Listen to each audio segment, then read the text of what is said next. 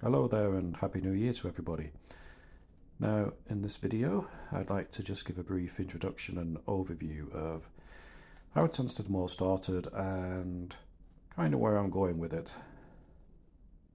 Now Tunstead Moor was one of those projects that started during COVID, and initially it was supposed to be nothing more than a block of wood with some Inglenook track on it, just so I could mess around with a couple of locos and a couple of,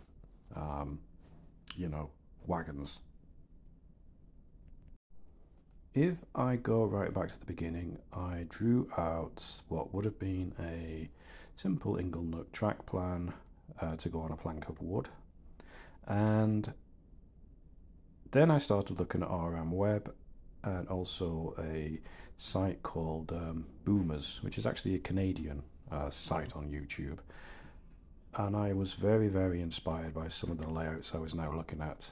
I loved the scenic look of these layouts, and I thought, ooh, I wouldn't mind having a go at that. The problem is I've never really done anything like that before, so it was all a little bit make it up as you go along, but I did know a couple of things. So I wanted to raise the track bed up, and I decided to push the track plan kind of to the back of the layout so that I had a bit more scenery at the front. I kind of knew I had to have these sort of scenic breaks, and so we've got this hugely oversized water tank for the size of this yard, but I just wanted something that the loco had to go behind and disappear behind before it reaches the bridge. I wanted a little stream. It's not done yet, obviously. And the more I looked at layouts, the more I wanted this sort of flat, sort of moorland look to the layout. Not too many garish colours or anything. It's not particularly set anywhere. It could be, I don't know, the north, and it could be the south. And that's the other thing. I didn't actually want it to be representative of any actual position or rail company or even era to that point, because I thought, do you know what, I want to run whatever I want on this, because it's that small, because I was that constrained by space, to be honest, that you hardly ever see more than one engine on it.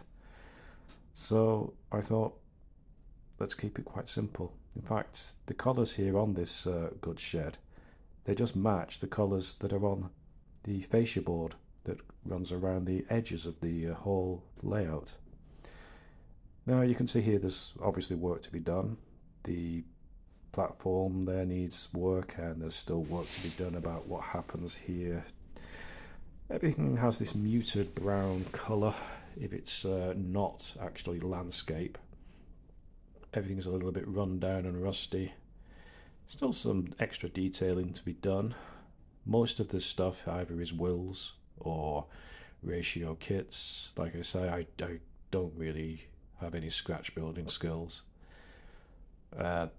Little ground points, which in a yard this size you wouldn't have, but it's just little things like that that I just think,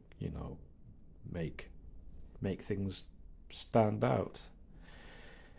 Not the only bit of colour there is obviously the little red. There's some work needs doing here. I've never quite got my head around what's going to happen here, but I think a fence or something, and then more bushes and things behind the fence. Now, how is it going to operate? Well, initially, because I was so constrained by space, this traverser was going to be the key.